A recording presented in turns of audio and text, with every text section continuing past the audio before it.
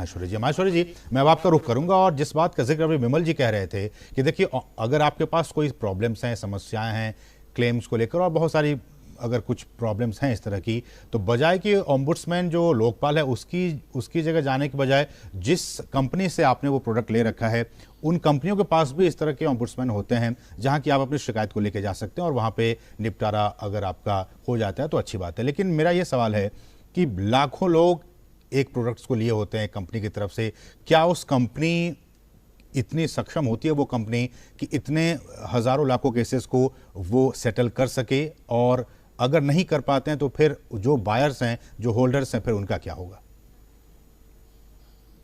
देखिए, इसमें दो तीन इंपॉर्टेंट सब पॉइंट्स आपने एक ही क्वेश्चन में पूछ लिए। सबसे पहले तो है उसकी फाइनेंशियल लिक्विडिटी, सोल्वेंसी की बात कर रहे हैं कि अगर मान लो लाख आदमी है और एक साथ 50,000 या 1 लाख, या जैसे कोविड का पीरियड आया, अगर एकदम डेथ रेट या क्लेम रेट बहुत ज्यादा आ जाएगी तो कैसे होगा? दैट ओवरऑल इंश्योरेंस इंडस्ट्री का क्वेश्चन है कि उसकी सोल्वेंसी कैसे डिसाइड होती है। तो उसमें जो मैकेनिज्म है वो मैकेनिज्म है थ्रू री इंश्योरेंस।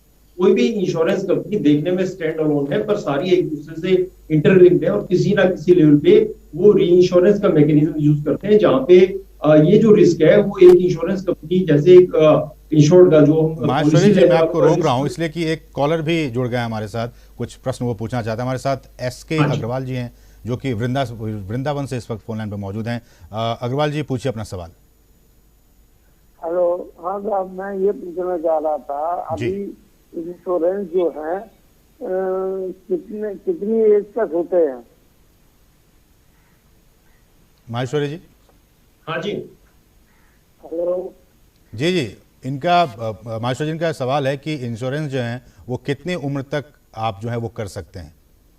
देखिए, अभी काफी लिबरलाइज हो गया और डिफरेंट कंपनियों ने अपना अलग अलग मैकेनिज्म दिया है। कोई 65 तक लेता है, कोई 75 तक लेता है। फिर टर्म इंश्योरेंस ले रहे हैं उसकी अलग है, एंडोमेंट पॉलिसी की अलग है। ये जो यूपीए जो हमने 22 या 23 कंपनी जो इंडिया में चालू हो गई है, हर एक ने अपने अपने प्रोडक्ट मार्केट दिए हुए हैं। लेकिन 65 तो ऑलमोस्ट हर कंपनी का ही है और स्पेसिफिक केसेस में अप टू 75 ईयर्स तक भी आप ले सकते हैं। अगर वो मेडिकल लिंक्ड है, यूनिट लिंक्ड है, तो कई कंपनियों ने उसे ज्यादा पर्टिकुलरली टर्म इंश्योरेंस के केस में कुछ एक्स्ट्रा रिलैक्सेशन भी दी हुई है। ठीक है, उम्मीद करते हैं कि अग्रवाल जी को अपना आंसर मिल गया। लेकिन माहेश्वरी जी, आप अभी जो बात कह रहे थे, जी अभिमल जी, आप कुछ कहना चाह रहे हैं? हाँ, सबसे पहले होता है हेल्थ इंश्योरेंस के लिए IRDA की तरफ से मैंडेट है अप टू एज ऑफ 65 तो सभी इंश्योरेंस कंपनीज को अपने प्रोडक्ट देने होते हैं। तो अप टू 65 का तो एक स्टैंडर्ड प्रोविजन किया हुआ है इंडस्ट्री के अंदर। अब मोर देन 65 के लिए हेल्थ इंश्योरेंस के लिए बहुत सारी पॉलिसीज अवेलेबल हैं जो up to the age of 80 मतलब 79 की एज तक, 79 से 80 क्रॉस करने से पहले पॉलिसीज मिल जाती हैं। तो इसके लिए या तो इंश्योरेंस कंपनी के थ्रू या बैंक का इंश्योरेंस के थ्रू 80 तक के लिए प्रोविजन अवेलेबल है as far as health insurance is concern.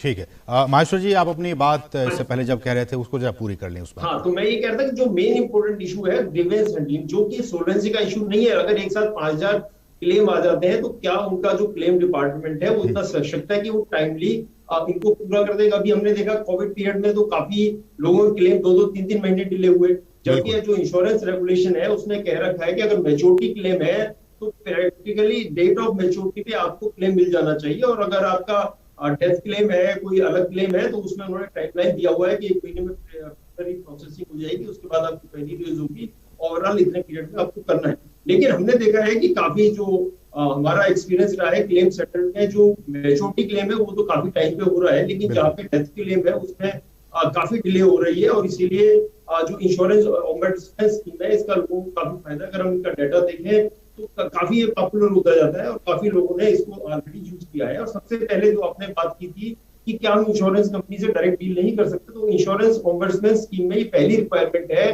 वो डायरेक्ट किसी का केस एंटरटेन भी नहीं करते हैं। आपको सबसे पहले इंश्योरेंस कंपनी से ही बात करनी है। अगर वो आपको 1 महीने में रिप्लाई नहीं देते या आपका केस रिजेक्ट कर देते हैं, रिजेक्ट केस करने के कारण आप उसमें जा सकते हैं। इसका मतलब पहले उन्होंने यही कहा है कि आप इंश्योरेंस कंपनी में बात करें। और इंश्योरेंस नहीं, तो में भी माहेश्वरी जी, मेरा सवाल ये है कि हालांकि वो अपने एडवर्टाइजमेंट में कहते हैं कि जो पॉलिसी है उसको आप ठीक से पढ़िए, क्या कुछ उसमें लिखा है वो उसको आराम से पढ़िए, ठीक से पढ़िए, तभी आप किसी पॉलिसी को लीजिए। लेकिन कई बार लोग नहीं पढ़ पाते हैं, जल्दबाजी में होते हैं या उनकी समझ नहीं होती है। और उसका फायदा जब उन्हें कुछ प्रॉब्लम्स होती है तो उसका फायदा कई बार ये कंपनियां उठा लेती जी हमने तो आपको ऐसा नहीं कहा था, हमने आपको ऐसा कहा नहीं था। तो ये जो एक स्थिति आ जाती है कम्युनिकेशन गैप की, जिसमें कि लोग पढ़ नहीं पाते हैं और फिर उसका खामियाजा उनको भुगतना पड़ता है, कैसे इसको एड्रेस किया जाए? आपकी बात बिल्कुल ठीक है। जो इंश्योरेंस में मिस सेलिंग है वर्ल्ड ओवर एक बहुत बड़ा फिनोमिना है, और इसमें जो ज्वाइंट रेस्पॉन्सिबिलिटी है, इसमें मेजर जो रेस्पॉन्सिबिलिटी है वो आईआरडीए की है। जो हमारी इंश्योरेंस रेगुलेटरी अथॉरिटी है वो पॉलिसी को अप्रूव करती है, सारे बायलॉज पढ़ती है, देखती है, और विद इन दैट फ्रेमवर्क ही वो पॉलिसी निकलती है। तो अगर कोई उसमें एपरेंट मिस्टेक है तो आईआरडीए की जिम्मेवारी, ओम्बड्समैन का भी लिमिटेड रोल है इसमें।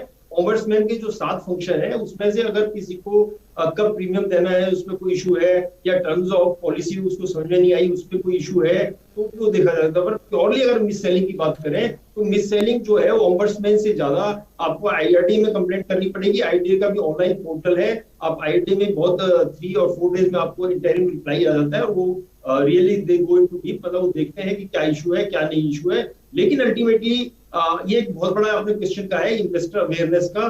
जैसे हम स्टॉक मार्केट की बात करते हैं, इन्वेस्टर अवेयरनेस पे बहुत ज्यादा फोकस है, बहुत ज्यादा पब्लिक एड्स है, सेबी काम करती है। उस हिसाब से अगर हम देखें तो इंश्योरेंस कंपनी में वो शायद deep penetration towards investor education नहीं है। जो पॉलिसी होल्डर है, आप देखेंगे पॉलिसी होल्डर की साल कोई इंश्योरेंस कंपनी मीटिंग नहीं करती है। वो जिस समय सेलिंग करते हैं उस समय जरूर इंश्योरेंस करते हैं, लेकिन जो एग्जिस्टिंग पॉलिसी होल्डर है उनके हित के लिए मैंने कोई अभी ऐसा सिस्टम नहीं देखा कि कोई भी कंपनी रेगुलरली मीटिंग की जाए। आईआरडीए इस क्वेश्चन को ऑलरेडी देख रहा है, और मुझे लगता है कि आपने बहुत ही इंपोर्टेंट पॉइंट उठाया हुआ है कि एक मिस सेलिंग का चांस भी है, और मिस सेलिंग हो भी रही है, और ये सबों के नोटिस में है। अब हमें इसको कैसे चेक करना है।